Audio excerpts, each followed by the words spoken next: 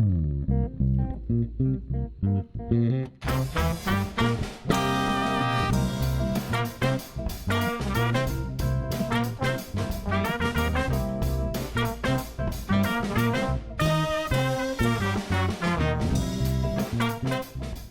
I'm Ted Habte-Gabr, founder and producer of Live Talks Los Angeles.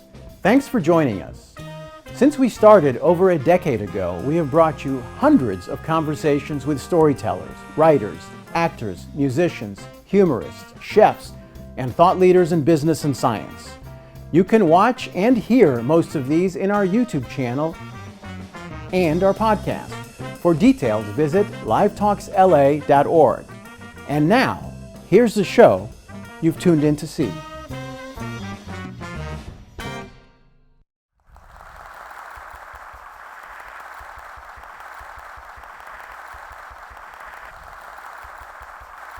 Welcome to Live Talks Los Angeles. It's great to have you. Great to be here. Often I choose authors to invite to our series because I hear books are announced, publishers reach out to us, I reach out to publishers. We make our case for why an author should come to our series, and then we are successful in many of them. But our invitation to you came out a little differently this time. It was back in April 22nd, I believe. Saturday morning, I'm reading the Wall Street Journal, and you had an op-ed piece. And I'm going to ask you to sort of give the gist of what that op-ed piece was, and then we'll jump into the conversation. No event has ever come about because I read something in a newspaper and I thought, we need to have a conversation about this. So Sunday night, I tracked down the people at Post Hill Press, a publisher we had never done any events with, and I think by later that midweek, we had you confirmed to come here. So Richard, share with our audience the essence of the op-ed piece. First of all, I should start with the reason I wrote the book. I did political commentary for national publications for 6 years. And it occurred to me that directly and indirectly, many of the issues I was dealing with had to do with our flashpoints of race. And I decided that that was an important subject for fiction. My late friend Pat Conroy used to say that fiction is the place I go to tell the truth. And I thought that if I were able to address issues like white nationalism, voter suppression, the mass exploitation of racial anger and anxiety by politicians and the media, the problem of equitable law enforcement brought to the fore by the George Floyd case, I could, if combined with a great story, write a really compelling novel that might help people look at things in a different way. I'm in I suppose, a sort of social realist tradition. I don't mean to compare myself to people like Charles Dickens or Upton Sinclair, but the spirit of what they did was essentially journalistic. They reached out and looked at lives different than our own and brought their readers into different problems and experiences they otherwise would have had. And courtroom novels do that particularly well because it's a crucible for a lot of our major social and political problems. Witness again the George Floyd trial, where people learned such a lot, and a lot that was really quite painful. So I thought, okay, great, I can do this. I've written courtroom novels before. They've been successful. I've sold 25 million books. And so I know that there are people who enjoy reading books and enjoy reading books which involve issues as well as characters and dramas that I hope they care about. The problem here was that I was a white man who proposed to write a book from the point of view of 3 characters, particularly 2 of whom were African American. Now, that really became a problem in publishing in the last decade or so. Zadie Smith for the New York Review Books wrote extensively about how much the notion that an author was confined to their personal ethnic or social identity was offensive to her, because if she were confounded, she could have not written a single book she did. But nonetheless, with Janine Cummins' American Dirt, in particular, the subject really became quite volatile. And for those who don't remember American Dirt, she had a novel. She's a mostly ethnically white woman who wrote a novel about a Mexican mother and son trying to cross the American border while pursued by a cartel. And this was the first rapturously received. Stephen King gave it a great endorsement, but Sandra Cisneros also did. It was an Oprah Book Club selection, and she was writing pretty high. And then suddenly there was an enormous backlash. And the backlash is essentially this: you cannot write outside your identity. This is not your story. It is a story which belongs to Hispanic people, and you simply don't have the lived experience or the authority or the entitlement to write it. The backlash was huge. She got death threats. Her book tour was canceled. And she essentially just withdrew from the public stage. And so when I proposed to write this book, my agent said to me, you're going to be in a world of hurt. You are asking for trouble, no matter how well you do this book. And I said, okay, I understand that. I'm not naive, but this is the book I wanted to write. This is a book that I feel passionate about, because it's a problem I feel passionate about. And so they said, okay. So, and I know this is a long answer, but it's sort of, I really sort of need to frame how this thing went down. So I am very well aware, if you're going to write outside your own identity, you have to go to the people who have had the experience you propose to write about, and in the place that they live. And so I picked a place called Sumter County, Georgia, which is a place with a fraught racial past and present. And I went down and interviewed about 50 people, a good half of them black Georgians, who shared with, they were politicians, law enforcement officers, ministers, community leaders, defense lawyers, civil rights lawyers, who were completely willing to talk with me. They trusted me to translate their experiences in an honest and real way. And I did a lot of other things to create the leading black character of voting rights, prominent voting rights leader named Allie Hill. I talked to the successor to Stacey Abrams as the head of the New Georgia Project, and learned not only about the professional but the personal cost she feels, where she gets death threats. Her face is posted on the internet, all of that. I did everything I could to get this book right. And I turned it to my agents, and they said, this is a great book, and you're in a world of hurt. And because it really won't matter. So for 19 or 20 publishers, it didn't. I was told that I would be rightly criticized for writing this book, that they only care to hear from, quote, marginalized voices, that I was too white for black people, that this simply wasn't the right book for me to return to fiction after 9 years. And in one case, the head of a major publishing conglomerate called my agent hours after receiving it. She said, I've read it straight through. It's a great book. I know just how to publish it. It's wonderful. I want this. All I have to do is talk to young people in the publishing house. Killed it dead. And so eventually I found a smaller independent publisher who was keen, who believed in the book and was keen to publish it. Here's the thing, a number of things about it. I mean, I think the question is, should imagination and empathy should be allowed to cross the lines of racial identity? Not only in the way we look at our literature, but the way we look at our politics. And also as an author and as readers, you all know this is true. Authenticity of experience is only one key to writing a good novel. And I said this in the Wall Street Journal.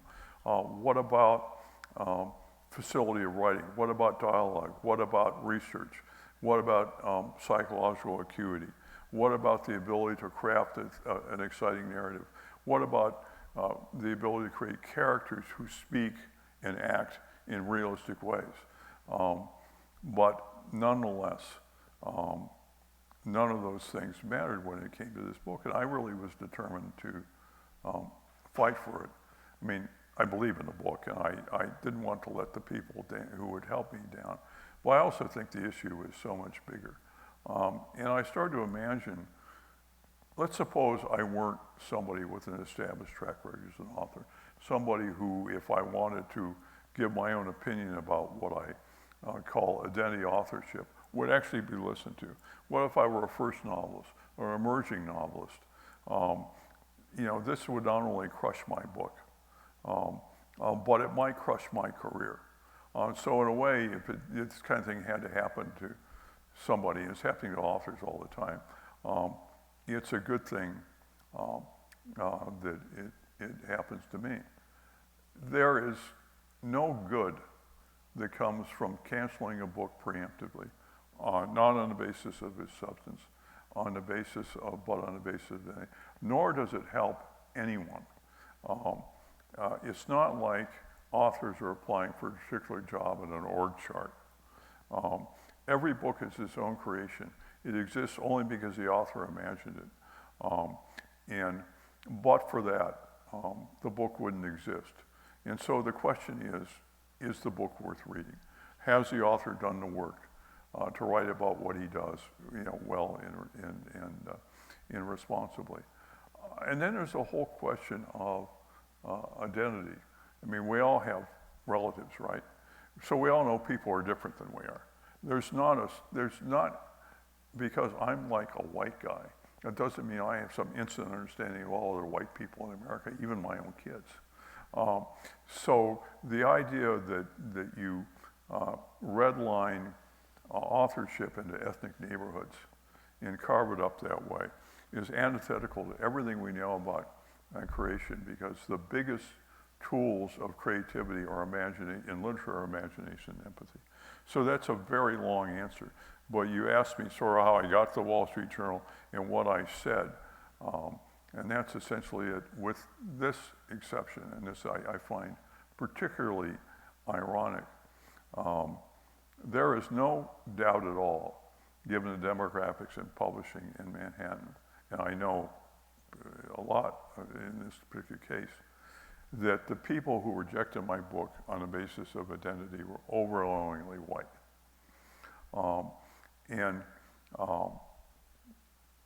You know, none of them had, I suspect few of them had any direct experience at all of what the black George and the other two shared with me from our own awful, you know, it's frequently difficult experience. And yet these people appointed themselves basically as the literary benefactors of black America, which is just, I'm sorry, it's just nonsense. You have to wonder in their self-satisfaction, if they ever look in the mirror and see the book banners in the racial history suppressors to the right and realize that they are cousins, because they are. And so I think the principle here is way, way bigger than this book or whether anybody likes it or not. It's about what kind of literature we want and what kind of society we want to be. And so this has not been an entirely great experience for me, but I'm kind of glad to have it because I'm at least able to speak about it, and I'm happy to do it. Well, appreciate you coming here to do that. A quick question. You sort of had about a 9-year departure from when your last book came out. Why was that? The right story wasn't there for you? You've done a lot of commentary and sort of journalism also. Yeah, I mean, it was a number of things. I had an experience that it was not quite like this, but I wrote a coming-of-age novel from the point of view of a 21-year-old woman in 1968. Obviously not a 21-year-old woman, never was. But I ended up getting book check endorsements from Gloria Steinem and Carol Gilligan, which is who was a prominent first wave feminist. But a lot of publishers were saying, like, why are you doing this? You're really messing up your whole audience perception. And after 22 novels, I thought, okay, maybe I've said all I care to say, and I was invited to do political commentary, and I did do that. But what I kept thinking about, as I said, was how much race was a problem in America, an ongoing problem, and how, you know, for black people, worrying about race is not an elective. For people of color, it's not an elective. For white people, it is. You could either think about it or not. You can be as comfortable in your own position as you want and never give a care about the experience of other people. Never walk into a room and have people automatically identify you as the other. In writing about politics, I'll be frank, I don't think the biggest thing about the rise of Trump was economics at all. It was about race and culture and anxiety. And so I returned after 9 years because this is the book I wanted to write. It wasn't like I suddenly had a great desire to write a novel. I had a great desire to write this novel. And so I was just going to do it. And fortunately for me, I don't have career anxieties. I mean, I really think about, imagine you're like a white social worker who's worked in tough neighborhood in Chicago, and you write a great novel about your experience. It is absolutely authentic in every way because you've been on the ground. And somebody tells you, well, sorry, you can't do that because you're a white guy or a white woman. You know, I just think that's deeply, deeply wrong. And it goes to how polarized we are in our perceptions of each other, how polarized we are politically and socially. And I think we're in a very tough time. I don't think for a moment that I will do anything with this book other than contribute a drop to the broader stream of literature.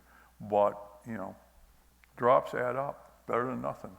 So, again, I just really wanted to do this book, Ted. That was it. Let me ask you a question about, so this op-ed hit me as a concern that, you know, in too many issues, people are either firmly on this side of it or firmly on that side of it. And there's very little conversation happening in the middle.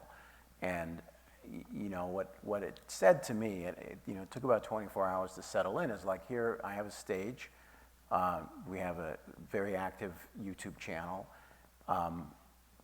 Again, it's just a little drop. You know, why can't we have an intellectual conversation without the fear of what might happen, whether it's a social media cancel effort and so forth. So my first question about the piece, so how did people react after the piece? Both people in publishing, maybe other authors, and readers. What sort of reaction did you get? Well, I make it a point not to read what's said on Twitter. So maybe there's a mob of people out there who hate me, and I'm just blissfully unaware, you know, that I'm loath. But what I've gotten was expressions of approval and to some extent relief. That I was saying, I'm certainly not the only one who was talking about it.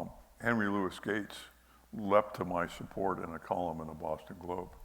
A black professor at Harvard or at Bates College invoked my example as the example of the racism that he encounters, because people think that as a black academic he should be dealing with black subjects to the edification of his peers. In other words, he says it's racism.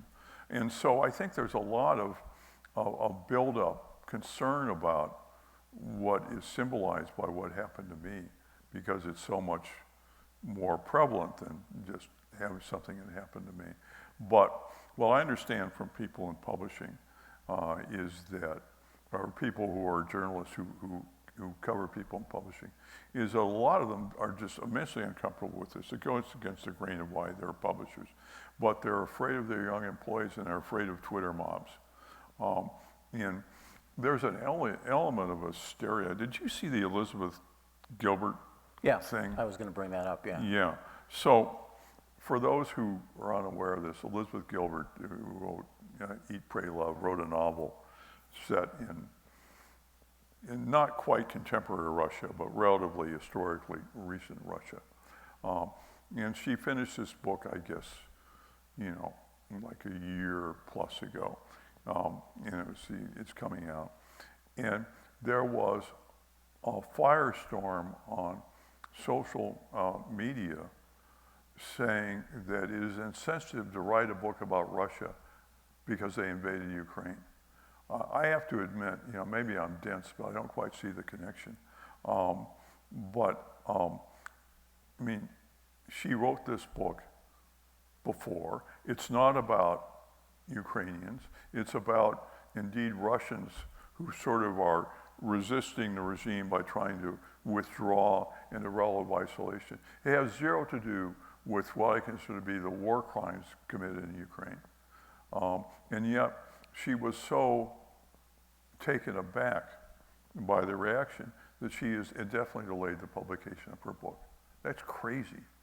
At least I knew what I was getting into. Her mistake was writing a book about the wrong country before it invaded its victim. I don't know what you even do with that. And so I'm hoping that more and more publishers really say, okay, enough. We will publish books that we think are meritorious. We will certainly look for diverse authors, as we should. We will certainly hire more editors of color, which we should. But we won't be doing the business of categorizing, as I say, ethnic literary neighborhoods. This is your property, this is your property. You can't live here, you can't live there. It's just not right. Do you see this happening? You write in fiction, and you've also written a fair amount of nonfiction, and I do want to go back to the book you wrote about Palestine and Israel, and you're neither an Arab nor an Israeli. No.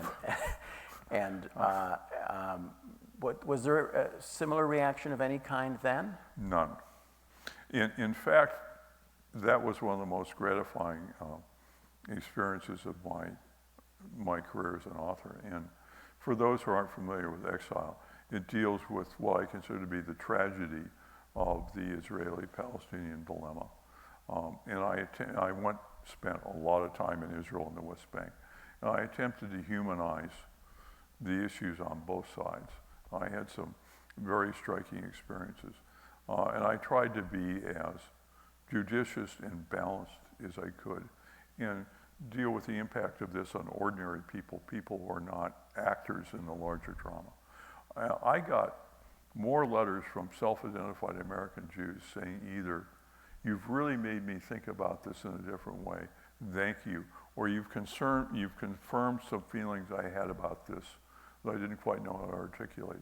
Not one person, not one editor, not one reader, nobody said, hey, it's a problem because you're not Jewish, you're not Israeli, and you're not Palestinian. So that was in 2007. So in the time since, I would guess that my book Exile would have a real problem with some people, but again, nobody criticized me for getting it wrong.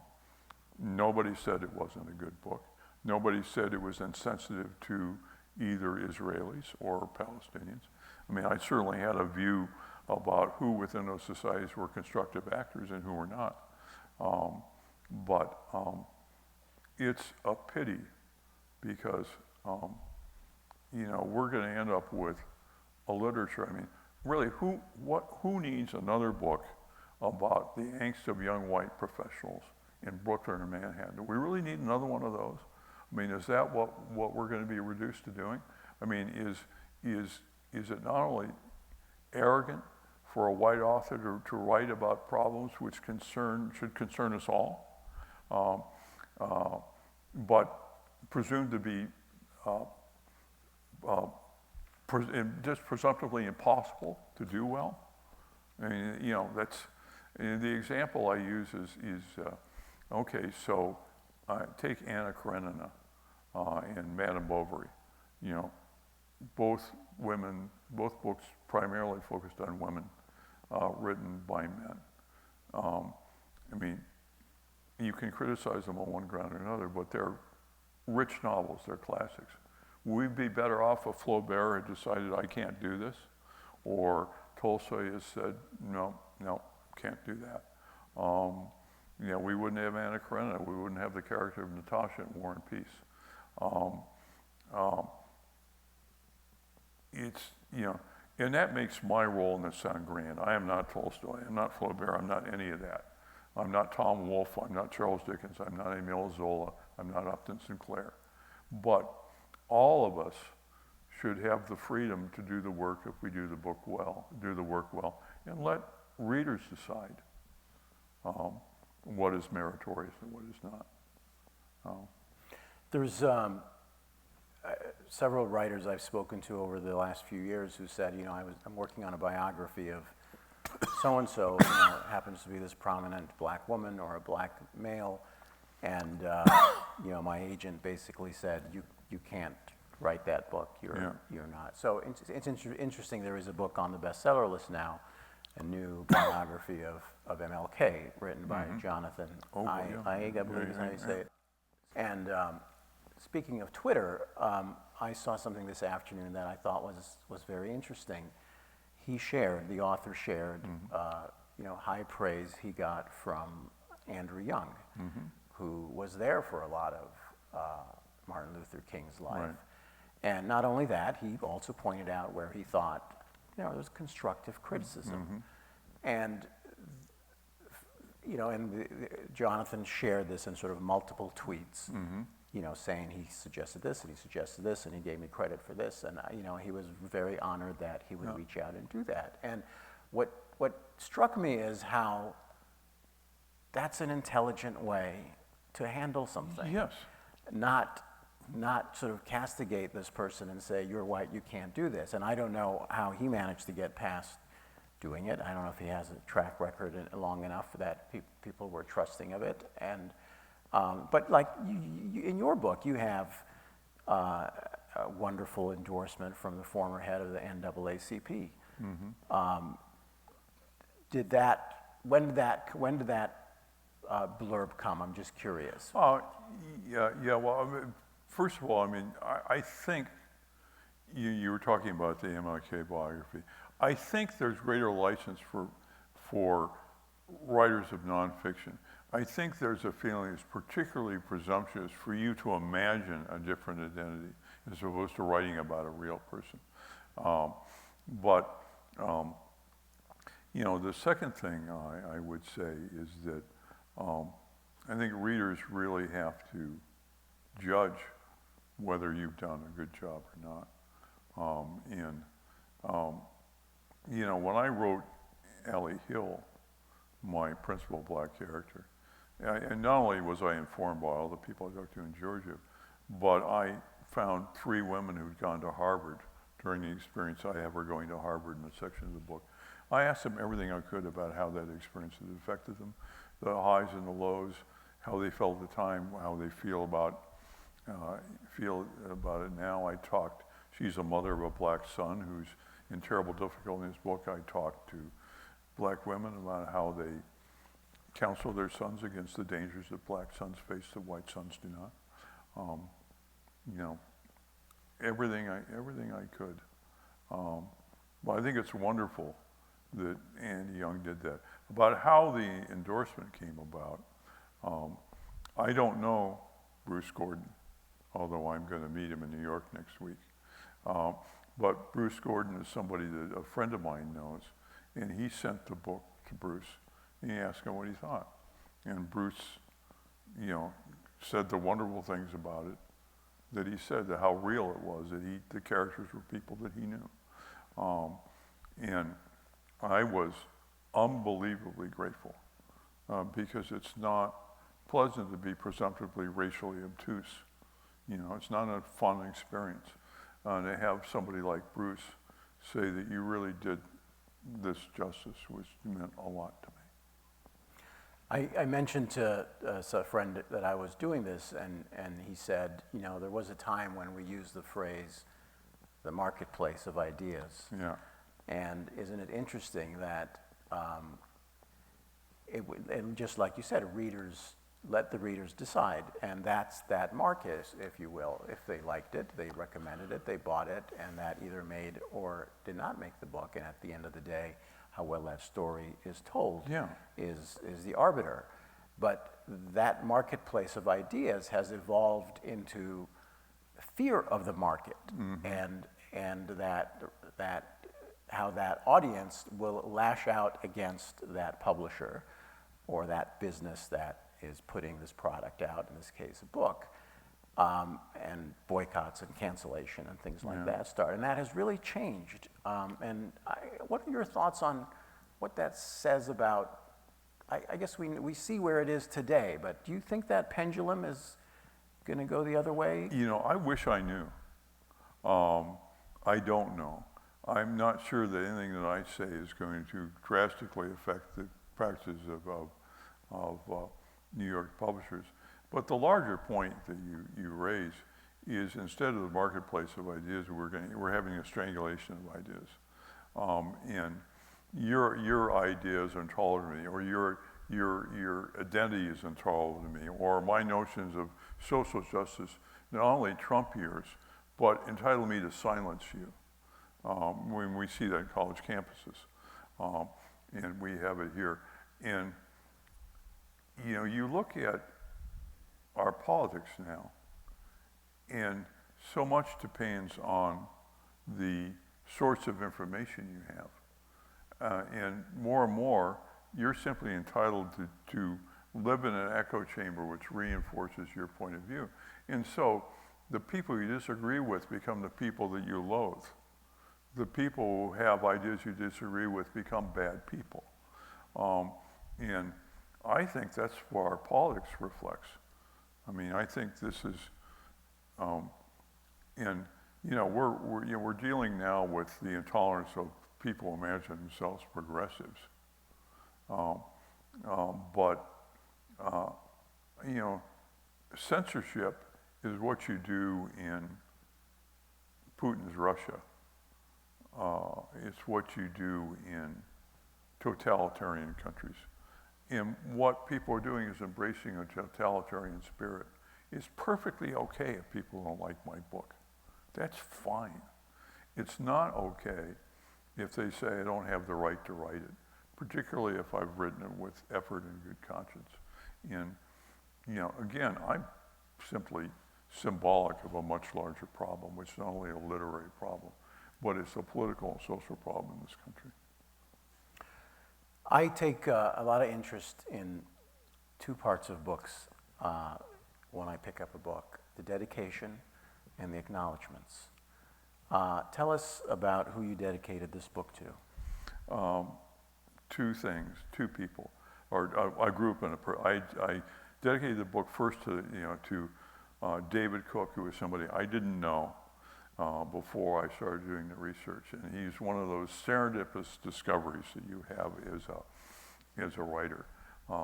David was a prosecutor in Macon-Bibb County, Georgia, and you know, as I do with anyone I interview, I send them an outline of the book, so they know the context. I send them a list of questions. I get on the phone with David. David is great. And David not only has incredible insights into the legal system in Georgia and all the racial complications which can arise, he has a fictional sense. You know, Rick, have you really thought about this? What if this guy did this? And I said, okay, David, tell me. And he would just call me up out of the blue sometimes and say, listen, I've been thinking about it. I think this is the way, based on my experience, the scene would go down. He became this sort of like dream partner in the whole business writing the book. But on a larger ideological, if you will, or social, I dedicated the book to the People New Georgia Project. And a lot of the book, I mean, I suppose I should talk about what the plot is. It concerns an 18-year-old, the arrest and orderly trial for capital murder of an 18-year-old voting rights worker for the death of a white sheriff's deputy after the sheriff's deputy stops him at late night in rural Georgia without any witnesses. There's a struggle, a gun goes off, the white deputy is killed, and the only person who knows what really happened is the survivor. And so the whole book concerns what happened to this young man, what happens to his mother, Allie Hill, what happens to the white congressman who was her lover at Harvard and discovers to his shock that he has a black son in Georgia. In the vortex of a televised trial, just with overladen with all sorts of racial issues, overt and not so much. So, that's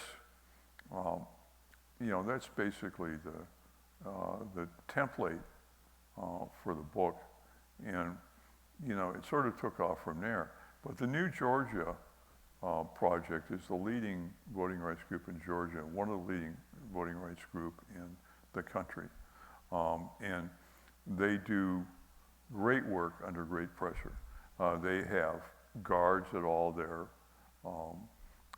offices.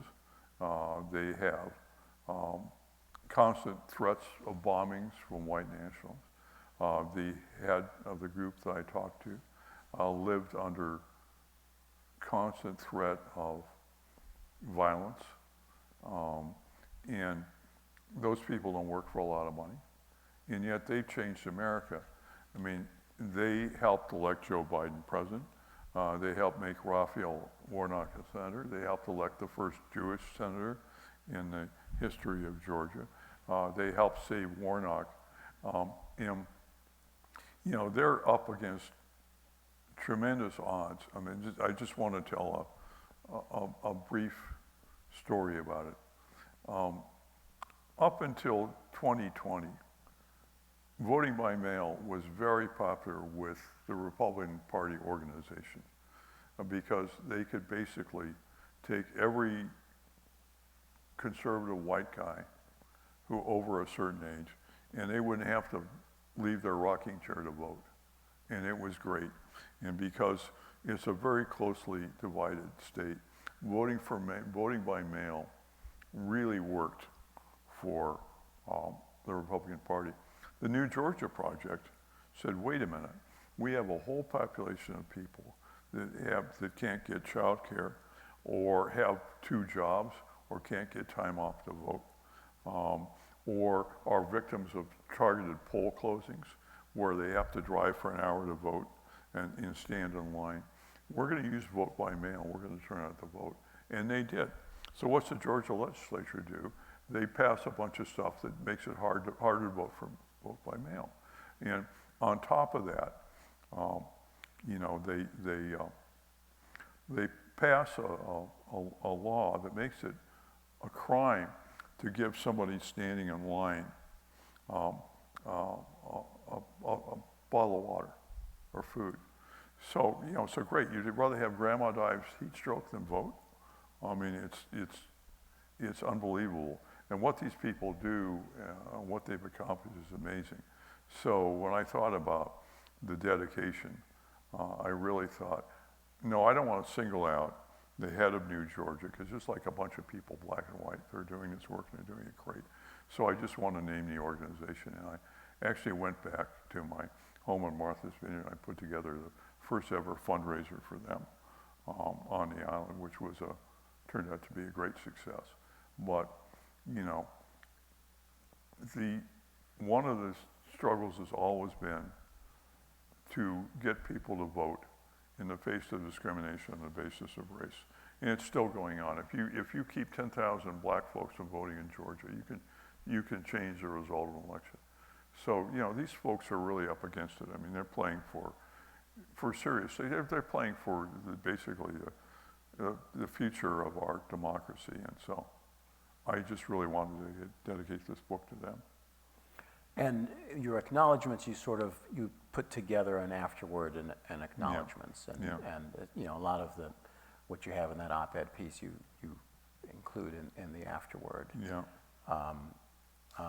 I'm going to go through a few questions, and we'll open it up to see if there are any questions in the audience. This came from our virtual audience. Somebody says, Post Hill Press is an independent publisher that is distributed by Simon & Schuster.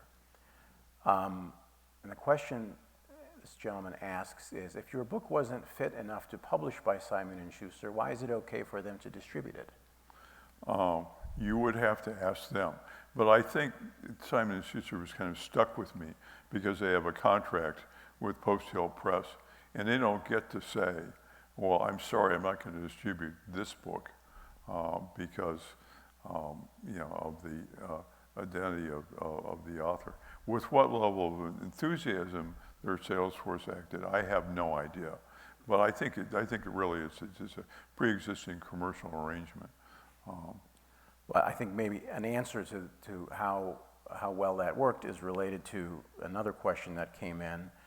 A lady says, I called 4 bookstores in Los Angeles to buy your book, and none of them carried it, although they were all willing to order it for me. You're a prominent writer. You've written 22 books. Isn't that a little strange? Well, yes and no. I mean, I've sold 25 million books worldwide, and it's in part because it wasn't an egg hunt for people to find it. I'm publishing with a smaller independent press. They don't have the money to invest in a big first printing. They don't have a big promotional budget. They don't have all the benefits that I had from being with bigger houses. What they did have was the guts to publish the book. And so a lot of it is going to be, serendipity. And to some extent, it's up to me to advocate for the book. But, I mean, the last thing I want to be is like the aggrieved white guy who's, my life is a very fortunate one. I've had a very lucky career in publishing, and the last thing I want to do is like whine about it. But the fact is that, the resistance to my book on the basis of my race has had an effect on the commercial viability of the book. There's simply no doubt about it. A couple more questions. Here somebody says, how is keeping a writer from writing a book any different than banning a book that's been published? Well, first of all, I don't believe in banning a book that's been published unless maybe it's Mein Kampf. I mean, I think the marketplace of ideas is exactly what people can say this book is loathsome, it's a lousy book, its ideas are offensive, but you're having a discussion about something that's real. The problem with preemptive censorship is that debate is never held. The merits of the book are never judged. Because it's not even based on censorship on the substance of the book.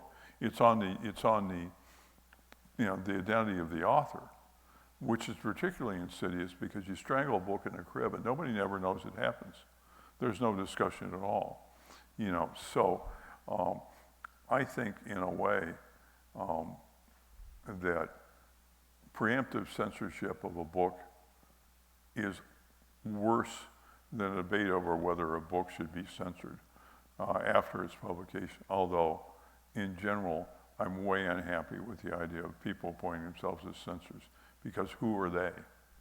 I mean, you look at what's happening in Florida now, with books being taken off bookshelves and such. It's become a political calling card for DeSantis. And wow, great, I now repress people from talking about ideas. I now repress racial history because white people might feel that they're somehow accused by an account of our racial past and how it bleeds into the present. I mean, we have to confront that kind of thing, or we're not going to be a healthy society.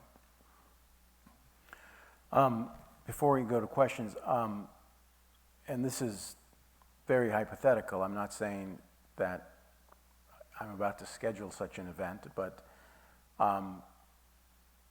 if you were to have, I mean, we're not going to, impact change unless we allow for conversations to happen.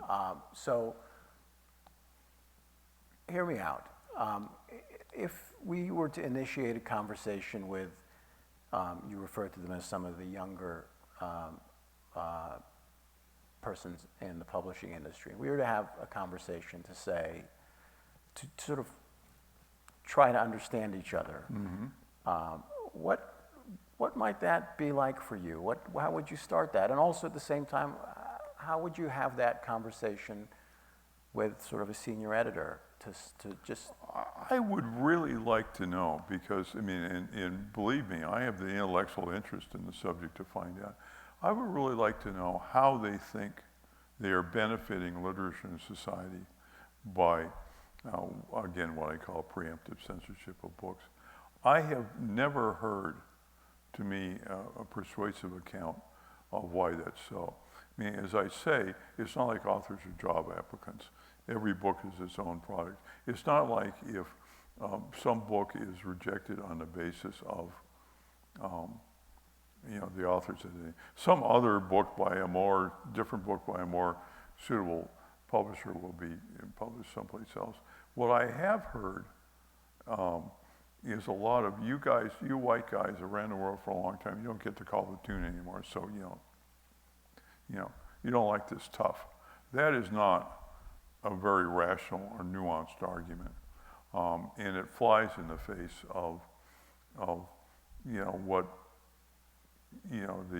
as I say, the creativity, the imagination that helps make great literature. Well, I mean, somebody wanted to sit and talk to me about it, I'd be happy to do that. I might be edified. I suspect I kind of know what's behind this because I've done a lot of reading about it, but I am all for, as you say, the marketplace of ideas. Now, you've been adapted for the screen. Has there been any interest in this? And I'm just curious if you feel the film business concerns themselves as much with who wrote it like the print publishing business does. Maybe not, but I certainly would be, it would be desirable if there were black producers, black screeners, black creatives involved in the process. Certainly there are, as far as I'm concerned, great roles for black actresses. I mean, it's silly for authors to go out casting their book, but I mean, Danielle Deadwyler and Jill, I think, is great. You know, it'd be a privilege to have someone like that. We got a writer's strike right now, which is like a whole nother thing to worry about. I'll see. I'm thinking maybe it won't be the same problem in Hollywood that it is in New York. But again, if, say, a black screenwriter wanted to adapt this book, I think that'd be a good thing. I think that would be a good thing creatively, and it would be a good thing in terms of this whole debate. Let's open it up to questions. Anyone have a burning question you want to ask? Gentlemen over there, if you want to. So you said you would ban Mein Kampf. So I'm wondering what your standard is on the types of books that you actually would ban. They cross some line that they fall into the books that can be banned versus every other type of book. So would you ban the Red Book by Mao?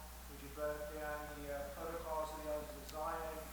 Would you ban Das Kapital? The answer is no, and I think I was a little flippant when I mentioned Mein Kampf, although I think it's an appalling book. I think that I certainly wouldn't ban any of those books, although the Protocols of the Elders of Zion is an example of something that's, one can argue, that's a dangerous book. And I worry about things that incite violence. I would not be happy. I mean, what might I ban? I've never cast myself as a censor. Protocols of the Elders of Zion is a book that bothers me a great deal because of its capacity to arouse hate, potentially violence, anything that threatens the welfare of children, child pornography, that kind of thing. But Mao's Little Red Book. I mean, if you want to know about the genesis of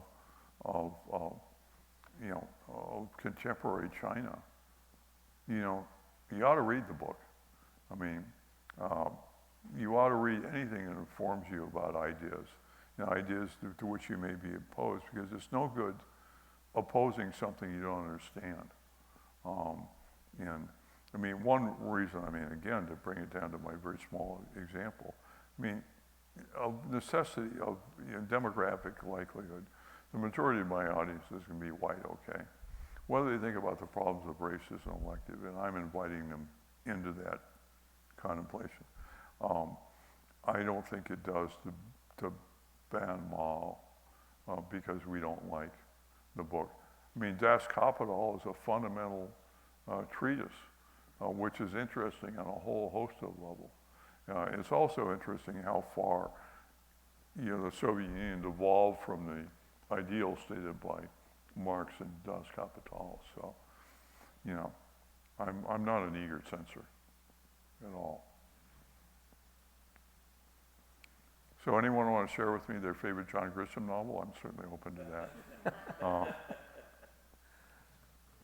Any other questions? Yes. I'm curious about the idea of preemptive censorship, that if someone has written a book or is in the process of writing it and he's chasing a publisher or 20 publishers, isn't the taste of the reader, the particular editor, the desire of the publisher to make money, all of those things go into that pot to get stirred before the book gets published? You would really censorship. I don't insist that every publisher who rejected me thought it was a great book. Some of them might not have, but I'm certainly aware of what the explicit objections were. I mean, what you're talking about is basically, so the subjective tastes of publishers, which certainly might be influenced by the way what their personal experience in life has been, which is why we need more editors of color. But what distinguishes that from this situation is the arbitrariness of it. It doesn't matter what my taste is. You are not a person whose ethnicity makes it safe to publish this book. As far as matters of commercial interest, I think the fear of social media and denunciation is really profound. And I think that's a lot of what goes on here. But, you said a book that is, been written or is partially written, whatever. I think another thing that we're dealing with here is that books are never going to be written because people are going to be afraid to write them. That somebody's agent is going to say, don't even bother. Don't do this. It's insane. You're wasting your time. You're going to get rejected. It's going to damage you. And, I was in a position to write the book because I'd written 22 other novels. But, we will never know how many good books we lose because preemptive censorship preempts somebody even attempting to do something because they just think it's a suicide mission. And that's another danger of this. We will never know what harm is done by preemptive censorship. Yes. Do you think that this is more of a problem for white men, like Celestine did Little Fires Everywhere, where the protagonist was a black woman in white suburbia, and she's Asian, and other authors that come to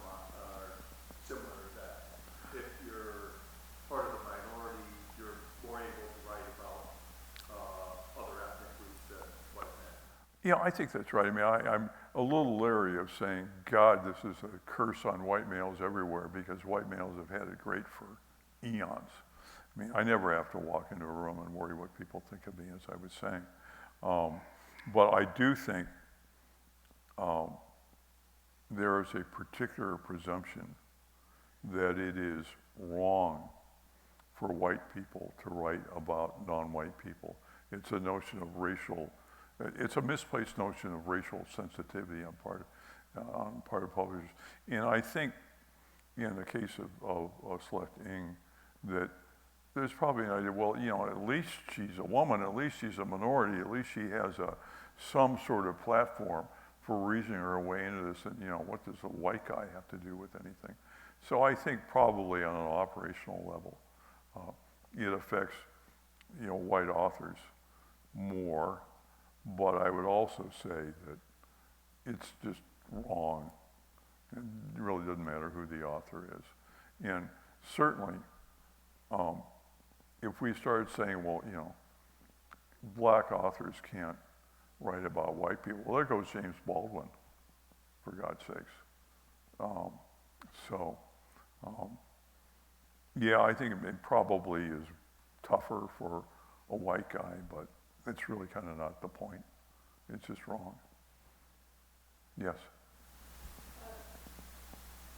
Forgive me, I think you give really great names to everything, but doesn't it really come down to they're not going to buy the book?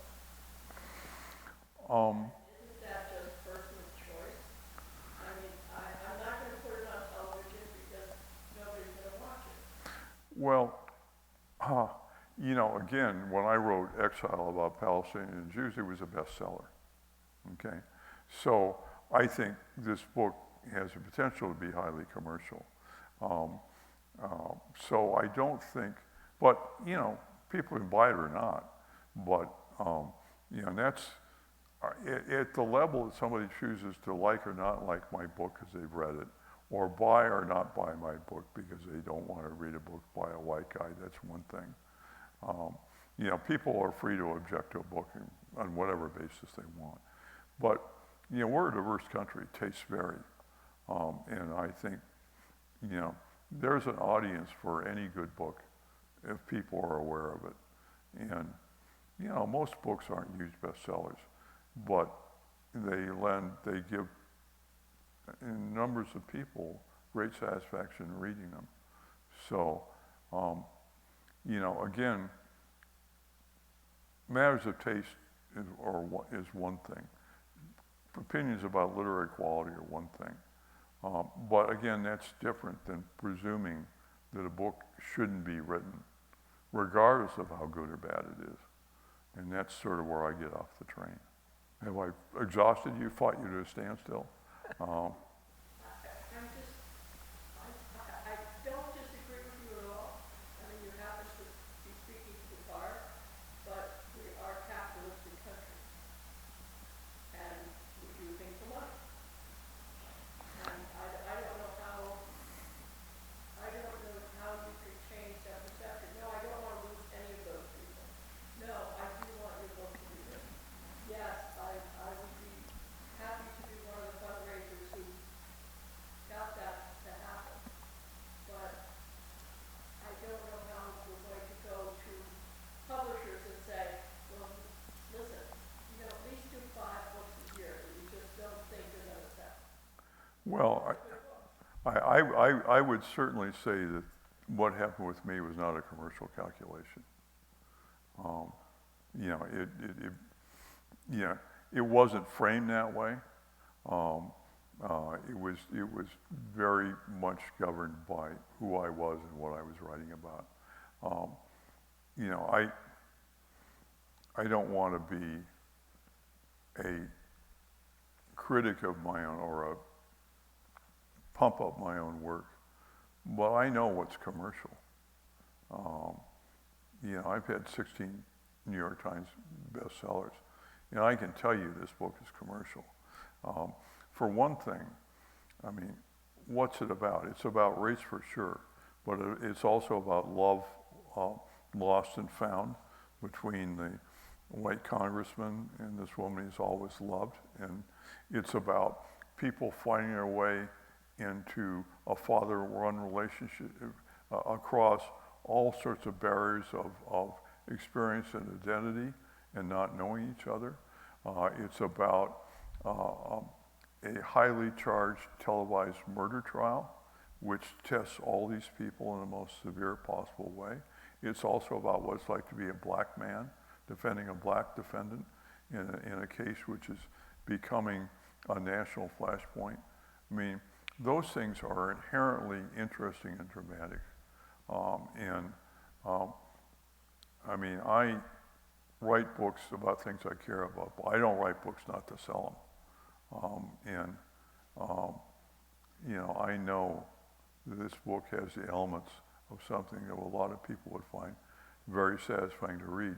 And indeed, because I believe that, I put out about half the book on Substack for free and invited people to read it. And the responses have been overwhelmingly positive, as have been the responses of for people who read it in advance for Goodreads. I mean, I know in my bones this was not a commercial calculation. It was something else. But I think what she might be referring to is also I mean, and I don't know that it particularly happens in publishing much, but in other industries, you know, you get that Twitter mob, if you will, objecting to what a company did, and then it becomes a commercial issue because now they're suggesting you boycott any product from that company. Is it Budweiser that got in? Right. Yeah, I mean, you know, I don't know that the average reader is thinking ban Simon & Schuster or ban Penguin. They don't think that way. Yeah, I think those things are trans. I think people are going to go back to drinking Budweiser. But I particularly don't think that, you know, first of all, you know, there are a whole lot more people who drink Budweiser than read books. I might not like that, but that's the way it is. And so you're not talking about a mass commercial catastrophe. I used to joke that, you know, that if you're a best-selling writer, maybe 1 million Americans know who you are, which leaves 349 million who don't have a clue and could care less. So, you know, in a way, I mean, this is not a commercial problem on the level of Budweiser. And I think this book will find an audience of some kind. But, you know, it's hard. It's pretty, I mean, I had an initial print of 12,000.